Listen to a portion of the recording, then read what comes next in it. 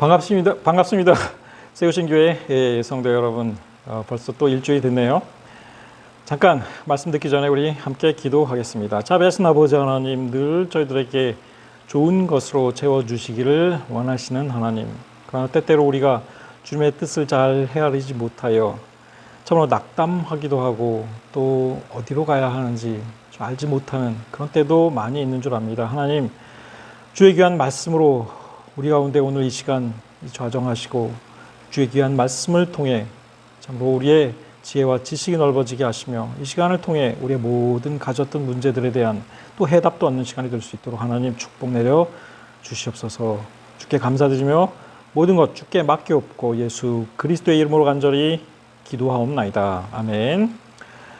자, 반갑습니다. 우리 좌우 앞뒤로 인사 나누겠습니다. 잘 오셨습니다. 반갑습니다. 반갑습니다. 예. 자, 오늘은 제가 이런 주제로 말씀을 준비했습니다. 헤아릴 수 없이 깊은 하나님의 지식과 지혜의 풍성함. 오늘 읽은 로마서 본문으로부터 따온 표현이기도 합니다. 때로는 당장 우리가 이해할 수 없을지라도 우리가 알지 못하는 하나님의 뜻과 계획과 지식과 지혜의 풍성함은 결국은 우리들의 모든 삶을 바른 길로 또 가장 좋은 길로 인도해 주신다라는 것이고 이에 따라 우리는 그것을 믿고 따라야 한다. 이런 말씀이 되겠습니다. 여러분들도 하나님의 응답이라 믿었고 생각했고 또 그렇게 이해되고 있던 상황에서 뭔가 내 생각대로 아니면 내가 믿었던 대로 상황이 가지 않고 다르게 전혀 뜻하지 않게 이해할 수 없는 그런 쪽으로 일이 흘러갈 때 그런 경험이 있으리라 믿습니다. 여러분 그때 어떤 것들을 느끼십니까? 그리고 한참 시간이 흘렀을 때 뒤돌아 볼 경우 아하 이것이 하나님의 뜻이었나? 또 이렇게 생각될 때가 있을 수 있죠.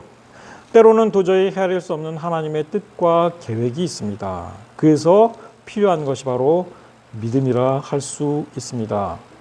하나님의 하시는 모든 일들은 때때로 역설적이기도 합니다. 가장 약한 곳에서 가장 강해진다 하는 그와 같은 말씀도 있습니다.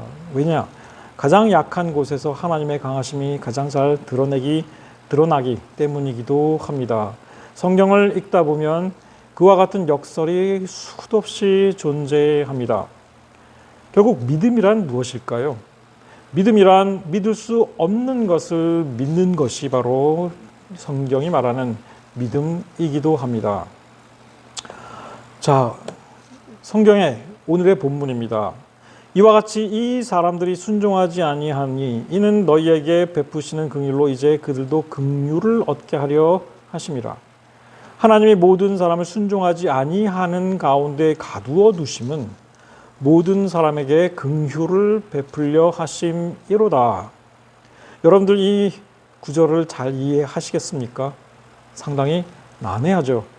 사실 이 말씀의 뜻은 사람들이 순종하지 아니하는 이유는 하나님께서 이들을 불순종 가운데 그냥 가두어 두시기 때문이랍니다. 그렇게 하시는 이유는 우리가 얻은 동일한 긍휼을 그들에게 베풀고자 하시기 때문이라는 것입니다. 결국 그들이 불순종하게 되는 이유도 하나님께서 그들을 그냥 불순종하게 방치하셨고 그렇게 하신 이유는 그들로 하여금 긍휼을 입을 기회를 주시기 때문이다라는 말씀으로 들립니다.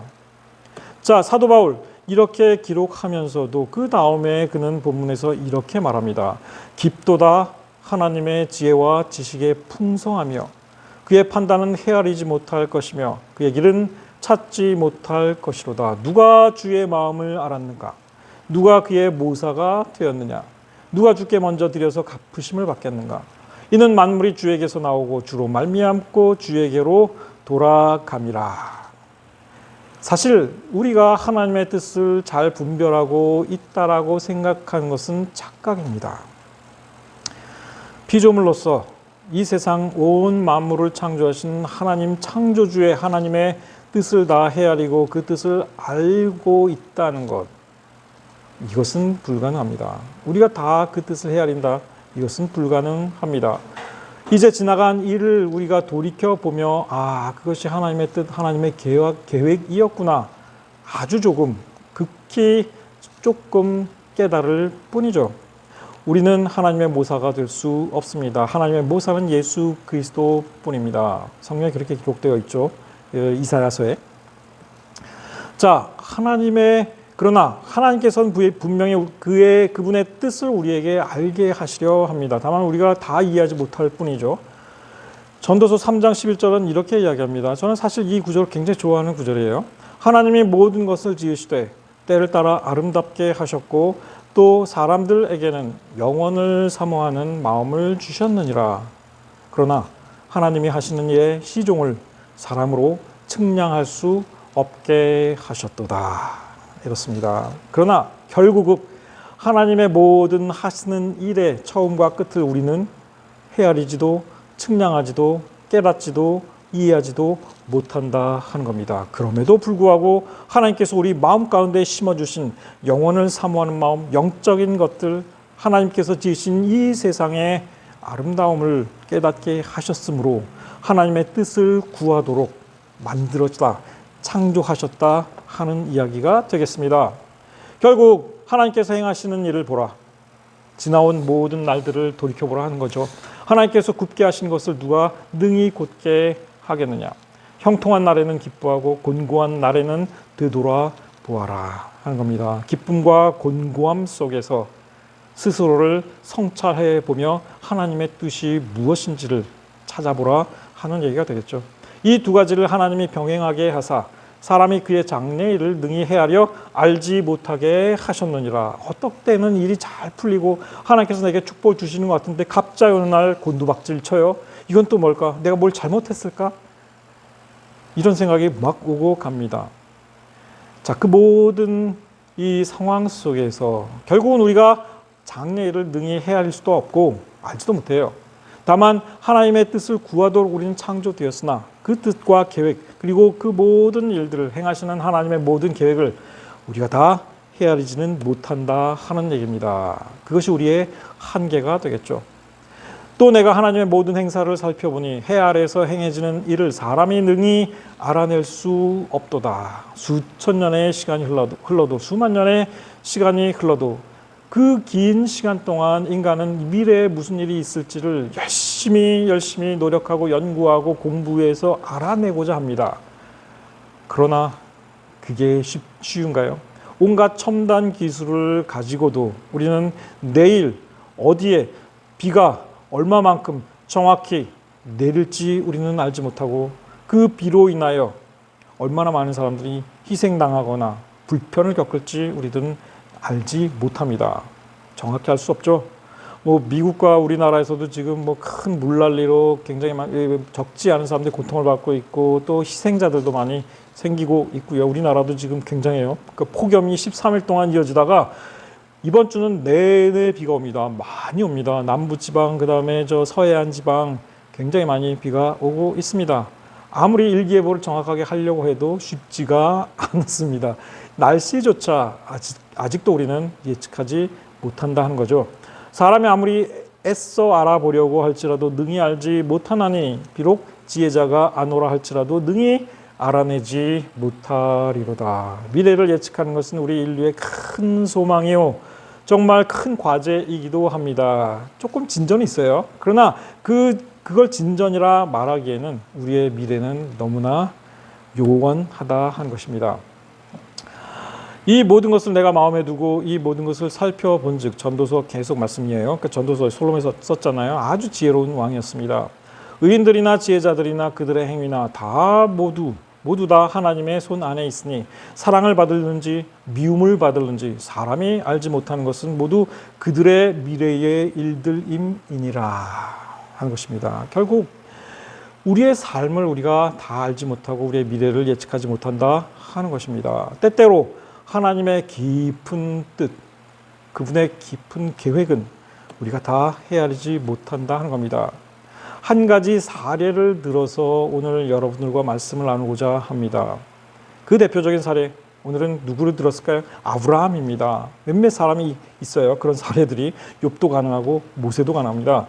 어쨌든 아브라함 헤아리기 어려웠던 하나님의 뜻과 약속이 그에게 주어졌습니다. 그가 다 이해할 수 없었습니다. 가장 어려웠던 이 하나님의 뜻, 왜 이런 명령을 내리셨는지 알 수 없으나 자손의 축복을 거듭 약속해 주시다가 어느 순간 갑자기 정말 그 자손의 축복에 이제 가장 기초적인 씨앗이 되는 독생자 이삭을 바치래. 제물로. 충격적이었죠. 아브라함 어떻게 했나요? 순종했습니다. 그런데 이 아브라함의 믿음 결코 쉬운 믿음이겠습니까? 그렇지 않습니다. 아브라함이 믿음의 조상이라 일컬음 받는 데에는 이유가 있는 것입니다. 그냥 듣고 믿어요. 네, 믿습니다. 이게 아니에요. 자기의 독생자 100살에 얻은 그리고 그 모든 하나님께서 거듭해서 반복해서 해주신 약속의 첫 단추였던 그 이삭을 이제 와서 번제물로 바치라니, 이게 여러분들 이해가 되시나요? 절대 이해가 될 수 없겠죠? 자, 아브라함의 이야기를 한번 들어보겠습니다. 아브라함 처음에 가나안 땅에 들어오기 전부터 하나님으로부터 축복을 받습니다. 땅의 축복과 자손의 축복을 받죠. 여호와께서 아브라함에게 이르시되 너는 너의 고향과 친척과 아버지의 집을 떠나 내가 내게 보여줄 땅으로 가라. 내가 너로 큰 민족을 이루고 내 이름을 창대하게 하겠다. 너로 큰 민족을 이루게 하겠다. 너의 자손들이 굉장히 많아서 한 민족이 될 것이다. 이런 약속이었습니다. 그 약속을 받고 가나안 땅으로 들어왔죠. 그 문명 도시 우르에서 갈대 우르에서 이 미개하고 척박한 오지 가나안 땅으로 이주해 왔습니다. 그 약속대로. 그래서 그 땅을 지나서 세겜 땅, 모래 상수리 나무 그 땅에 이르렀을 때 가나안 사람들이 그 땅의 소유주였어요. 이때 하나님께서 다시 아브라함에게 나타나셔서 또 약속을 해주십니다. 내가 이 땅을 네 자손에게 주리라. 이 땅을 이제는 땅까지 후손을 위한 땅까지 예비해 두시겠다라고 약속을 하십니다. 자, 그런데 자식이 있어야지. 아직 나이가 꽉 차가는데 자식이 안 태어나요. 그러니까 아브라함이 하나님께 이제 좀 구합니다. 주 여호와여, 무엇을 내게 주시려 하나이까? 나는 자식이 없는데요. 무슨 후손이고 또 물려줄 후손도 없는데 땅이 나에게 무슨 필요가 있을까요? 이제 막 그래요. 그러니까 나의 상속자는 지금 이 다메섹 사람, 나의 그 집에서 기르는 종 엘리에셀이지 않습니까? 그러니까 내가 죽으면 결국은 이 엘리에셀이 내가 노년되면은 엘리에셀 이 사람이 이제 이 종이 나를 섬겨주고 그다음에 죽으면 내 모든 재산 이 엘리에셀한테 다 넘어갈 판이에요. 이렇게 이제 하나님께 간구합니다. 그랬더니 그러면서 주께서 내게 씨를 주지 아니하셨으니 내 집에서 길린 자가 내 상속자가 될 것입니다. 하나님 어떨까요? 나는 자식이 없잖아요. 내게 하나님께서 씨도 주지 않으셨으면서 무슨 후손의 약속입니까? 좀 볼멘 소리를 한 거죠. 자, 그랬더니 하나님 분명히 준다 이거예요. 그 말을 듣고 하나님께서 이제 아브라함을 밤에 밖으로 데리고 나가십니다. 말씀하시기를 내 몸에서 날 자가 내 상속자가 될 것이다. 저 엘리에셀 아니다 이겁니다. 예? 양자로 입양하는 거 이거 아니다. 내 몸에서 날 자가 내 상속자가 될 것이다. 이렇게 약속을 하시면서 하늘을 보게 하십니다. 하늘을 봐라. 하늘을 우러러 뭇별을 너가 한번 셀 수 있는지 보라. 그리고 말씀하시기를 내 자손이 이 별과 같이 하늘의 별과 같이 많아질 것이다. 이때 아브라함이 여호와를 믿으니 여호와께서 이를 그의 의로 여기셨다 합니다. 믿음으로 의롭다 함을 받는다라는 표현이 바로 여기에서 나옵니다. 사도 바울의 말한 바 믿음으로 의롭다 함을 받는 자. 물론 그 전에 예언자들도 이 얘기를 했어요. 의인은 믿음으로 말미암아 살리라면 이제 이런 나와요. 근데 아브라함이 의롭다 하심을 이제 받은 것은 바로 여기에서였습니다. 여호와를 믿었을 때 의로 여기셨습니다. 여호와 하나님 막 불면서 했거든요. 하나님께 했더니 하나님께서 분명히 주겠다 약속을 하셔요. 네 몸에서 난 씨, 그러니까 네 몸에서 나온 그 씨가 상속자가 된다. 이리 약속해 주신 겁니다. 그리고 아브라함이 믿었습니다. 의롭다 여기셨죠. 자, 그리고 나서 분명히 주겠다라는 약속의 표징으로서 언약까지 세우자 이렇게 말씀하세요. 언약까지 세우자 이거예요. 그러니까 분명히 지킨다 하는 이제 약속이에요. 그날에 여호와께서 아브라함과 더불어 언약을 세워 이르시되 이 땅 애굽 강에서부터 큰 강 유브라데 강까지 네 자손에게 주노니 이렇게 얘기합니다. 아브라함은 그 약속까지 받았으니까 언약까지 세웠으니까 기다렸죠. 그러나 아무리 기다려도 이게 자식이 안 생깁니다. 75세에 가나안 땅으로 들어왔는데 이제 86세가 되었습니다. 들어오기 전부터 약속을 해주셨는데 10년 이상 지나갔어요. 자, 그랬더니 이게 안 되겠어요. 그러니까 더 기다릴 수 없잖아요. 남편이 86세가 돼가는데 이거 어떡합니까? 사레가 아브라함에게 말합니다. 아내 사레가 말해요. 여호와께서 내 출산을 허락하지 아니하셨으니 원하건대 당신은 아직 씨가 좀 있죠. 내 여종에게 들어가라. 내가 혹 그로 말미암아 자녀를 얻을까 하노라. 나는 안 되겠으니까 하나님께서 그 사레, 그 아내는 사레이어야 한다라고까지 말씀하신 건 아니지 않냐. 너의 씨앗이 중요한 거다라고 말씀하신 거니까 당신이 좀 젊은 여종한테 아들을 얻으면 그 아들을 우리가 이제 내 거가 돼서 그 자녀를 통해 축복하시고 그래도 하나님의 언약에서 사실 어긋나는 거 아니죠. 아브라함의 씨라고 말씀하셨으니까. 아브라함이 사라의 말을 들으니라. 살짝 자기들끼리 해석을 한 거예요. 하나님께서 내 몸에서 난 씨라 하셨으니까 모태는 그렇게 중요한 게 아닐지도 모른다. 그래서 모태를 바꿔서 좀 젊은 모태로 가면 씨를 통해서 자녀를 얻을 수 있지 않을까. 그래도 되지 않을까 이렇게 생각한 것 같아요. 자, 그런데 안 돼요. 그래도 안 됩니다. 그렇죠? 그러니까 나중에 결국은 이스마엘을 얻긴 얻지만 하나님께서 인정을 안 해주십니다. 하갈을 통해 이스마엘을 얻었지만 아니에요. 그러니까 아브라함이 99세 됐을 때에 아브라함이 또 하나님께 나타나셔요. 그러면 나타나셔서 뭐라 하십니까? 나는 전능한 하나님이라. 다 할 수 있다 이거예요. 너는 내 앞에서 행하여 완전하라. 내가 내 언약을 나와 너 사이에 두어 너를 크게 번성하리라 하시니 보라 내 언약이 너와 함께 있으니 너는 여러 민족의 아버지가 될지라. 또 언약을 해주십니다. 언약만 하시고 자식은 정작 주지를 않으시는 거예요. 정작. 근데 이번에는 아예 아브라함의 이름까지 바꿔가시면서 스케일을 더 크게 벌리십니다. 이제 후로는 내 이름을 아브라함이라 하지 않고 아브라함이라 하겠다. 그 말 뜻이 뭐냐? 너를 여러 민족의 아버지라는 말 뜻으로 아브라함이라 하겠다는 거예요. 내가 너로 심히 번성하게 하리니 내가 내게서 민족들이 나게 하며 왕들이 내게로부터 따오리라. 내가 내 언약을 나와 너 및 네 대대 후손 사이에 세워서 영원한 언약을 삼고 이럽니다. 이스마엘이 이미 태어난 상태인데 그러니까 이스마엘은 아니다 이거예요. 그러니까 애가 태어날 거 이렇게 약속을 하십니다. 그러면서 언약의 표징으로 할례까지 요구를 하십니다. 너희 중 남자는 다 할례를 받아야 된다. 다 할례를 받아라. 이것이 나와 너희 후손 사이에 지킬 내 언약이다. 너희는 포피를 베어라. 언약의 표징으로.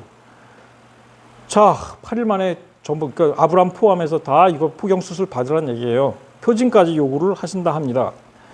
보통 사람이면 포기할 만도 하죠. 아브라함이 엎드려 웃습니다.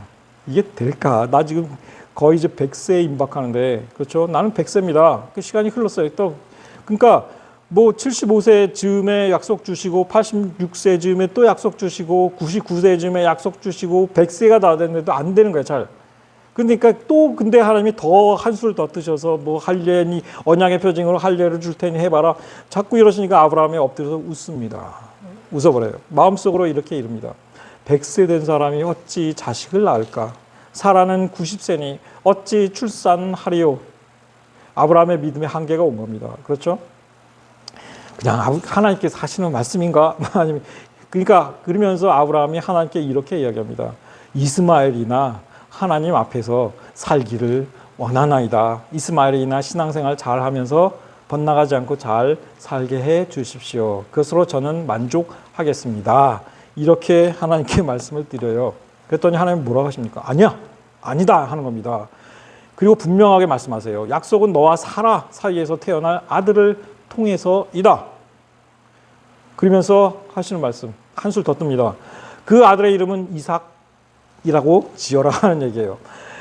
성경 구절입니다. 아니라 내 아내 사라가 네게 아들을 낳으리니 너는 그 이름을 이삭이라 하라. 내가 그와 내 언약을 세우리니 그의 후손에게 영원한 언약이 되리라. 이건 하나님 농담하신 것 같아요. 왜냐하면 이 이삭이라는 이름 히브리어로 이츠하크입니다. 이츠하크. 그가 웃을 것이다 라는 뜻이에요. 그래서 아까 아브라함이 웃었잖아요. 하나님께서 이렇게 뭐 아들 준다 하니까 웃어버렸다거든. 그러니까 이 하나님께서 너 아들 이름을 이삭이라고 해야 돼. 그가 웃으리라 하는 뜻입니다. 참 재밌어요. 자, 근데 또 재밌는 거는 아브라함이 이걸 믿습니다. 또 믿어요. 그래, 한번 속아볼까? 또 믿습니다. 아브라함이 하나님이 자기에게 말씀하신 대로 이날에 그 아들 이스마엘과 집에서 태어난 모든 자와 돈으로 산 모든 이방인 종들 다 데려다가 포피를 즉 할례를 행합니다. 믿음 없이 할 수 없는 행위였죠. 아브라함 믿었습니다. 100살에 믿었습니다. 100살, 뭐 99세 100살. 이 상황에 자, 여기서 우리는 이걸 볼 수 있습니다. 믿음은 행함으로 표현된다. 믿음은 행함으로 표현된다. 만약에 이 할례를 행하지 않았더라면 아브라함은 안 믿은 거였겠죠. 할례를 행함으로 그는 믿음을 표현했던 겁니다. 자, 그런데 그래도 안 나와. 애가 안 태어나. 임신이 안 돼요. 어느 날 다시 한번 하나님께서 음성을 들려주시는데 그날은 세 사람이 아브라함과 사라의 장막으로 찾아옵니다. 그 중에 한 사람이 하나님의 말씀을 대언하는 것 같아요. 천사로 알려지기도 하고 어쨌든 하나님을 대언합니다. 이들이 하나님일 것 같진 않아요. 자, 아브라함에게 이르되 내 아내 사라가 어디 있느냐. 사라를 찾으십니다. 자, 이게 왜 그럴까요? 이게 하나님의 뜻대로 자녀를 생산하려면 아브라함만 필요한 게 아니잖아요. 사실 여자도 부인도 필요한데 이 부인도 믿음이 없으면 안 되겠어. 부인도 믿음이 좀 있어야 되겠다 생각을 하신 것 같습니다. 그렇게 이 사라를 찾습니다. 아브라함이 대답하기를 내 아내 사라는 지금 장막에 있습니다. 그러니까 이제 여기 식사를 잔뜩 차려놓고 장막에 싹 들어가 있었던 거예요. 그러니까 잘 식사를 하면서 이 천사들 그가 이르시되 내년 이맘때 내가 반드시 내게로 돌아오리니 내 아내 사라에게 아들이 있으리라. 이렇게 얘기를 합니다. 또 약속을. 자, 이때 이 이야기를 사라가 그 뒤 장막 문에서 듣습니다. 장막 문에서 이 이야기를 들었습니다. 자, 사라가 어떤 반응을 보였을까요? 사라가 웃습니다. 아브라함과 사라 마음속으로 이렇게 얘기합니다. 아브라함과 사라는 나이가 많아 늙었고 사라에게는 여성의 생리가 끊어진 상태였다. 성경은 이렇게 기록합니다. 여러분, 여성에게 생리가 나이가 들어서 폐경이 오면 그것이 무엇을 뜻하는지 여러분들은 다 아실 거라 믿습니다. 사라가 속으로 웃고 이르되 속으로 웃으면서 마음으로 이야기를 합니다. 스스로 내가 노쇠하였고 내 주인도 늙었으니 내게 무슨 즐거움이 있으리요. 노년에 뭔가 남편과 아내가 뭔가 뭐 좀 돼야 이게 자식도 생기는 거지. 내가 무슨 즐거움이 있으리요. 내 주인도 늙었는데 다 낡았는데 이게 무슨 뜻인지 여러분 다 아실 거라 생각을 합니다. 개인적으로는 이 구절이 성경 전체, 신구약 전체를 통틀어 저로 하여금 읽다가 웃게 만들었던 구절이에요.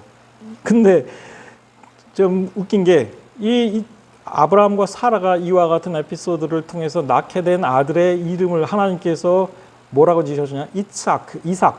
그가 웃으리라. 웃으리라. 이렇게 지어 놓으신 겁니다. 그러니까 하나님께서도 굉장히 어떻게 보면 유머 감각이 있으신 거 아니냐 이런 생각이 들 정도예요.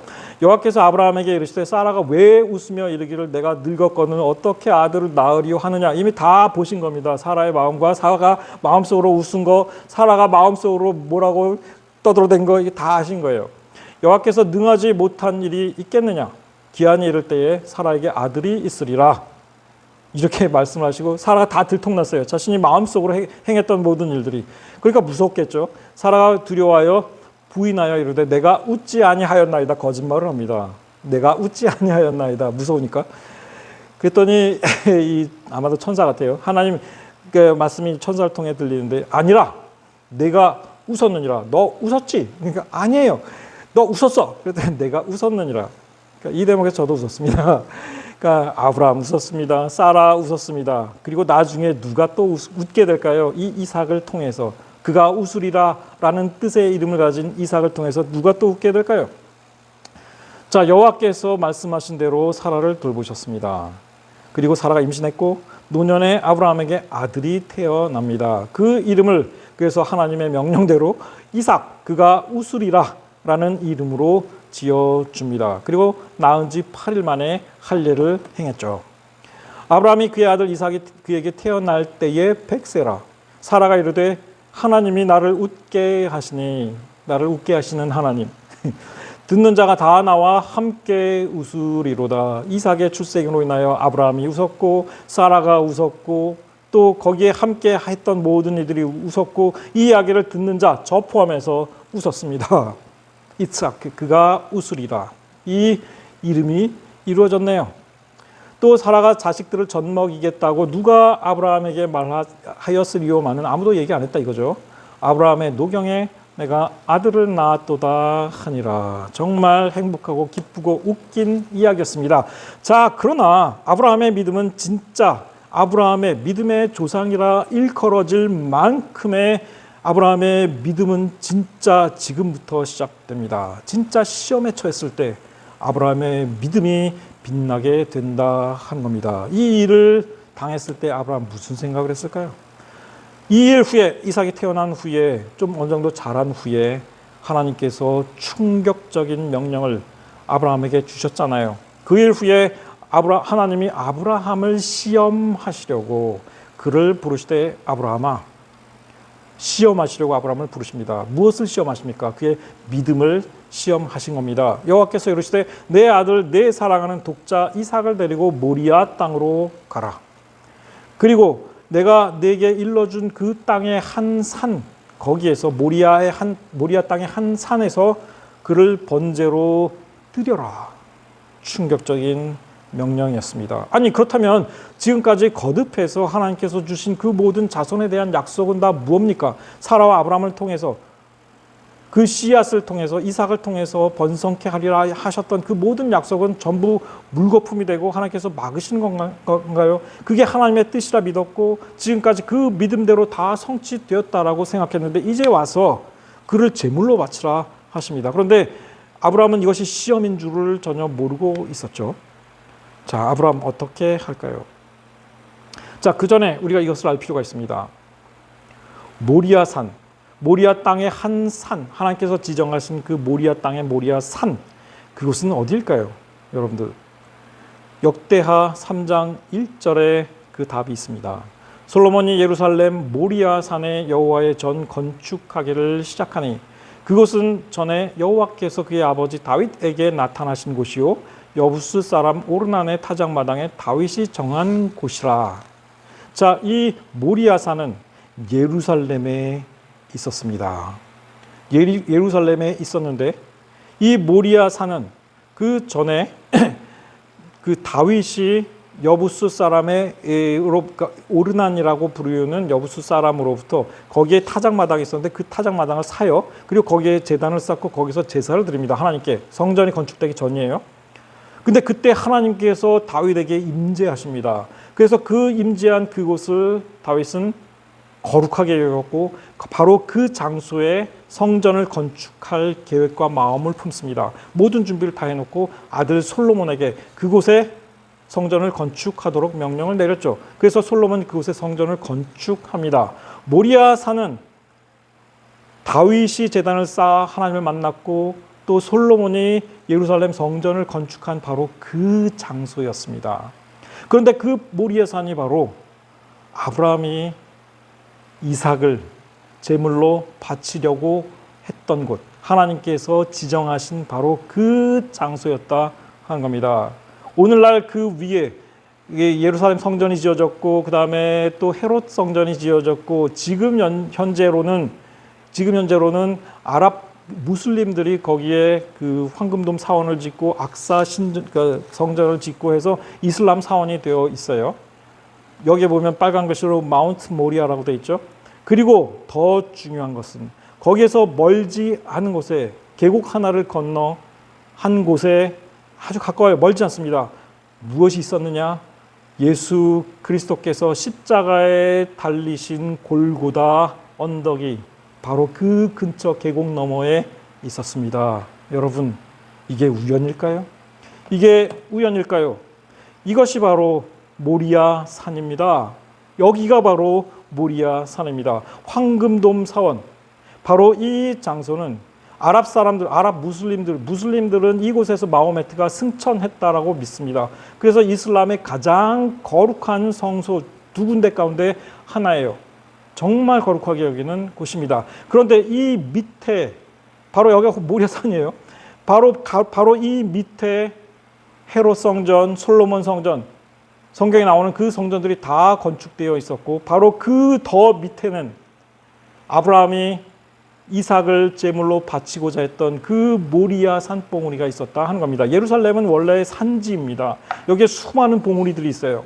그 중에 한 봉우리가 바로 이 모리아 산이었다 하는 겁니다. 바로 이곳이 아브라함이 이삭을 바치고자 했던 바로 그 장소, 하나님께서 지정해 주신 그 장소였다 하는 겁니다. 황금돔 사원이고, 바로 지금 여러분들 정면에 보시는 게 통곡의 벽입니다. 통곡의 벽이 왜 사람들이, 유대인들이 여기서 통곡합니까? 헤롯 성전에, 그러니까 그 헤롯이 지은 그 성전 외벽 일부가 지상에 드러난 곳이기 때문에 그래요. 그래서 그 앞에 가서, 허물어진 성전 앞에서 그들이 눈물을 흘리며 기도하는 모습입니다. 바로 이 성전 밑에 솔로몬 성전이 있었고, 그 솔로몬 성전 밑에 아브라함이 이삭을 제물로 바쳤던 그 모리아 산이 있었다 하는 것이죠. 항공사진 위에서 들여다본 이 모습입니다. 여기가 바로 모리아 산이다 하는 겁니다. 자, 아브라함 이야기로 다시 돌아가 봅니다.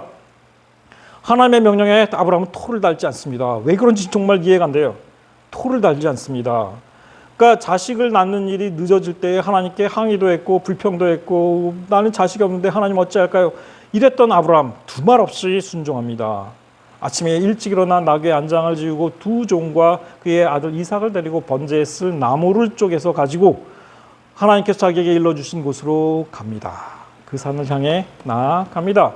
아브라함 왜 이랬을까요? 답이 있습니다. 성경에 답이 있어요. 히브리서에 나옵니다. 히브리서 11장 17절 19절에 따르면 이렇게 기록합니다.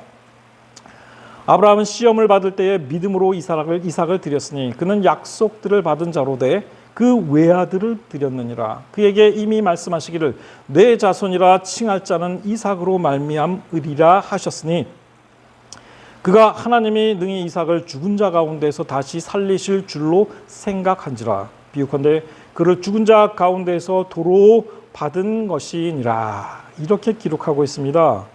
자, 어차피 아브라함과 사라 사이에 태어난 이삭을 통해 하나님께서 민족을 일으키시고 또 여러 민족이 나오게 하시고 또 뭐하간 자손의 축복을 주시겠다라고 약속을 하셨으니까, 그 약속을 믿었기에 비록 제물로 이삭이 바쳐질지라도 다시 살리실 것이다라고 믿었다는 겁니다. 아브라함은 어쨌든 하나님의 약속을 그토록 그 정도로 믿었다 하는 것이죠. 그렇게 설명을 합니다. 자, 아까도 말씀드렸습니다. 모리아 산에서 멀지 않은 곳에 골고다가 있었습니다. 왜 하나님께서 이 장소를 지정하셔서 믿음의 조상이라 일컬음 받을 아브라함의 독생자를 제물로 바치게 하셨을까요? 여기에는 살아있는 동안에 아브라함이 절대 헤아릴 수 없었던 하나님의 뜻과 계획이 있었습니다. 뭘까요, 여러분? 그것이 무엇일까요? 하나님이 이 세상을 이처럼 사랑하사 독생자를 주셨으니 이는 그를 믿는 자마다 멸망하지 않고 영생을 얻게 하려 하심이라.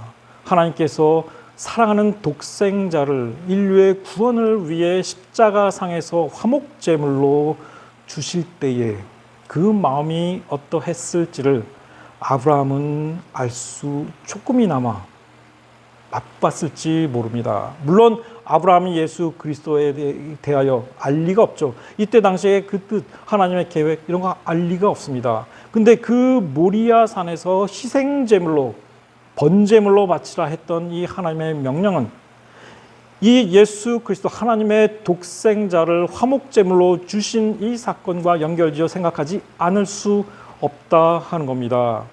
요한복음 8장에 이런 기록이 나옵니다. 예수님의 말씀입니다. 너희 조상 아브라함은 나의 때 볼 것을 즐거워하다가 보고 기뻐하였느니라. 아브라함의 생전에 이런 일이 일어났다는 것이 아니죠. 아브라함이 죽은 후에 예수 그리스도의 때가 온 것을 보고 하늘에서 하나님의 품 안에서 조상 아브라함이 예수 그리스도의 때 볼 것을 즐거워하며 기뻐하다가 웃다가 그것을 보고 기뻐하였다 하는 것입니다. 그때 당장 유대인들이 묻죠. 내가 나이 50도 안 됐는데 아버를 봤냐? 물어요. 예수님께 뭐라 하십니까? 나는 아브라함이 나기 전부터 내가 있느니라. 창세 전부터 창조와 함께 하셨잖아요. 하나님과 함께 하셨잖아요. 그렇습니다. 자, 어쨌든 아브라함이 종들에게 이르기를 너희는 나귀와 함께 여기 기다려라. 이삭과 나만 가겠다. 이렇게 얘기를 하고 모리아산으로 올라갑니다. 예배하고 우리가 너희한테 다시 돌아올 테니까 너희들은 여기 기다려라 하는 거예요. 말릴까 봐. 그리고 아내 사라한테도 이 얘기 안 했을 겁니다. 당연히 이 얘기했으면 사라의 성격 여러분들 아시죠? 이 하갈과 이스마엘 내쫓아 버리잖아요. 막 그 이삭한테 그 조롱하고 못 살게 군다고 그냥 하갈과 이스마엘을 내쫓아 버린 이 사라의 성격상 이 아브라함이 이삭을 번제물로 바치러 간다 하면 그 가만히 있겠어요? 거짓말하고 그러니까 얘기 안 하고 그냥 하나님께 제물 드리러 간다 이렇게 얘기 온 건데 이 종들도 멀리 띄워놓고 이제 번제 나무만 가지고 이삭을 데리고 그 모리아산으로 올라가서 제단을 쌓게 되죠. 자, 근데 이때 이삭이 좀 이상했는지 묻습니다. 불과 나무는 있거니와 번제할 어린 양은 어디 있나이까? 여러분의 독생자, 제물로 바치려고 하는 아들이 이런 질문을 해올 때의 아버지의 마음은 어땠을까요? 여러분, 아브라함이 이렇게 말합니다. 내 아들아, 번제할 어린 양은 하나님이 자기를 위하여 친히 준비하시리라. 번제할 어린 양은 하나님이 자기를 위하여 친히 준비하시리라. 여러분, 이 말은 예언입니다. 아브라함이 이 말을 해놓고도 그 말의 뜻이 무엇인지 그는 깨닫지 못했을 것입니다. 하나님이 준비하실 번제로 바쳐질 어린 양 누굴까요? 아브라함이 깨닫지 못했던 놀라운 인류 구원의 역사가 믿음의 조상의 이 행위 가운데, 이 말 가운데 이미 암시되어 있었다 한 겁니다. 그런데 히브리어 원어에서 하나님이 자기를 위하여 친히 준비하시리라, 이 대목이 엘로임 이레라는 표현으로 되어 있습니다. 여호와 이레라는 표현 여러분들 잘 아실 겁니다. 여기서는 엘로힘 이레, 이 말의 뜻은 무엇입니까? 이걸 직역하면 하나님께서 돌보시리라, 이런 뜻입니다. 현재의 맥락에서는 하나님이 자기를 위하여 친히 준비하시리라, 이렇게 해석될 수 있습니다. 의역입니다. 물론 제물을 직접 준비하실 것이다 하는 이야기입니다. 이 말은 맥락과는 다르게 먼 훗날 하나님께서 독생자 예수 그리스도를 화목 제물로 준비하셔서 주신 것에 대한 예언이 되었습니다. 여러분 이것을 믿으십니까? 저는 이것을 보는 순간에 이 이야기를 이 표현을 보는 순간에 이것이 메시아 예언이다라는 사실을 금방 느낄 수 있었습니다. 아브라함 자신은 그것을 깨닫지 못했죠. 그러나 그것은 먼 훗날 하나님께서 예비하고 계획하신 우리가 헤아릴 수 없는 그와 같은 하나님의 구원 계획의 일부였다라는 것을 2000년, 3000년이 흐르고 나서야 사람들은 알 수 있었다 하는 것입니다. 아브라함, 이제 진짜 믿음만 남았어요. 거의 믿음으로 순종하려 합니다. 일러주신 곳에 이르러 제단을 쌓고 나무를 버려 이삭을 결박합니다. 이삭이 요동치고 도망가지 못하게 결박을 해놓고 칼을 잡아서 잡으려고 합니다. 이때 여호와의 사자가 급하게 하늘에서부터 그를 불러냅니다. 아브라함아, 아브라함아, 스톱. 이게요. 내가 여기 있나이다 답하니까 그 아이에게 내 손을 내지 말라. 그에게 아무 일도 하지 말라. 이렇게 명령합니다. 내가 내 아들 내 독자까지도 내게 아끼지 아니하였으니 내가 이제야 내가 하나님을 경외하는 줄을 아노라. 아브라함이 자기 독자를 아꼈더라면 하나님께서는 인류를 향한 인류 구원에 대한 그와 같은 어떤 계획을 포기하셨을지 모르겠어요. 사람도 하나님을 위해 믿음으로 자기 독자를 줄 수 있다면 하나님께서 왜 안 주실까? 하나님의 독생자 예수 그리스도 이제 우리를 위해 주실 것이다 한 거였습니다. 내가 이제야 내가 하나님을 경외하는 줄을 아노라. 내가 이제야 인간에게 희망이 있음을 보노라 하는 거였죠. 아브라함이 눈을 들어 살펴본즉 한 숫양이 뒤에 있는데 풀이 수풀에 걸려 있는지라. 아브라함이 그 숫양을 가져다가 아들을 대신하여 번제로 드렸더라. 아브라함이 그 땅 이름을 여호와 이레라 하였으므로 오늘날까지 사람들이 이르기를 여호와의 산에서 준비되리라 하였더라. 여호와의 일에 직역하면 여호와께서 친히 돌아보시리라 하는 뜻이 됩니다. 여호와께서 제물을 친히 준비하시리라 하는 겁니다. 엘로힘 이레와 여호와 이레는 대구를 이룹니다. 엘로힘 이레는 너무 슬픈 맥락의 표현이 되었습니다. 그러나 여호와 이레는 기쁨과 웃음의 표현이 되었습니다. 여호와 이레. 그래서 사람들은 엘로힘 이레라는 표현은 잘 쓰지 않고 거의 안 쓰고 안 쓰죠 아예. 여호와 이레라는 말은 참 잘 쓰잖아요. 자, 그러나 이 표현 속에 또 이 사건 속에 아브라함이 자기도 모르고 내뱉은 그 말들 속에는 이 지명 속에는 아브라함도 깨닫지 못했던 또 다른 차원의 예언적 의미가 있었다 하는 겁니다. 하나님만이 마음속에 두고 계셨던 또 다른 인류 구원의 역사가 그 속에 담겨져 있었다 하는 겁니다. 이 일 후에 아브라함을 향해서 하나님께서 마지막으로 최고의 약속을 주십니다. 내게 큰 복을 주겠다. 내 씨가 크게 번성하여 하늘의 별과 같고 바다의 모래와 같겠다. 이스라엘만 따진다면 셀 수 있어요. 이스라엘에 한 650만, 미국에 한 1000만, 그럽니다. 셀 수 있습니다. 그러나 아브라함은 이스라엘 백성의 조상만 된 게 아니었습니다. 그 수를 셀 수 없는 수많은 그리스도인들, 과거로부터 지금까지 또 미래에 있을 모든 그리스도인들의 영적인 조상이 된다 하는 것입니다. 이 말뜻은 바로 그것입니다. 내 씨가 크게 번성하여 하늘의 별과 같고 바다의 모래와 같게 할 것이다. 이 예언은 바로 영적인 믿음의 조상이 될 것이다 라며 그것에 대한 예언이라 할 수 있습니다. 내 씨가 그 대적의 성문을 차지하리라. 그리고 마지막으로 주신 정말 큰 축복이 바로 이것입니다. 내 씨로 말미암아 천하 만민이 복을 받을 것입니다. 이겁니다. 천하 만민이 믿음의 조상 아브라함을 통해 어떤 복을 받게 됩니까? 하나님의 나라에 들어가는 복을 받을 것이다 하는 겁니다. 그 믿음을 이어받아 많은 그리스도인들이 나오게 되었다 하는 것이죠. 자, 결론입니다. 하나님의 뜻과 계획 헤아리기 어려울지라도 믿는 자들에게는 결국 선으로 이루어집니다. 우리가 믿음으로 행할 때 그것은 결국 선으로 이어진다 하는 겁니다. 로마서 8장 28절로 말씀을 마칩니다. 우리가 알거니와 하나님을 사랑하는 자 곧 그의 뜻대로 부르심을 입은 자들에게는 모든 것이 합력하여 선을 이루느니라. 내가 지금 당장 하나님의 뜻을 헤아리지 못하고 그 뜻과 계획을 알지 못할지라도 내가 믿음으로 행할 때에 그 부르심대로 행할 때에 모든 일은 결국 선으로 합력하여 선을 이루게 될 것이다 라는 말씀입니다. 기도하겠습니다. 자비하신 아버지 하나님, 우리들에게 믿음을 주시옵소서.